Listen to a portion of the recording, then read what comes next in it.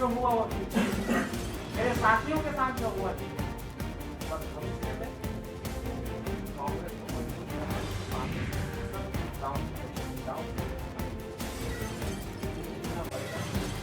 अन्य जिलों में अन्य नगरीय निकायों में, चाहे वो नगर पालिका निगम हो, चाहे नगर पालिका हो, चाहे नगर पंचायत,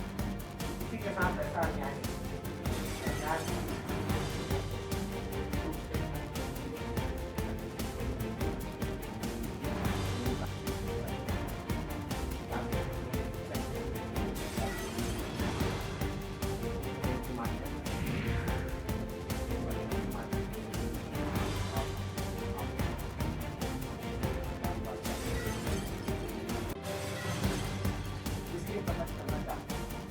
आपसे बात करना चाहूँ,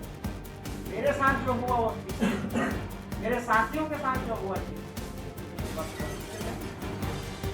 कांग्रेस को मजबूत करना है, कांग्रेस के सब अन्य जिलों में अन्य नगरीय निकायों में, चाहे वो नगर पालिका निगम हो, चाहे नगर पालिका हो, चाहे नगर पंचायत, किसी के साथ ऐसा अन्याय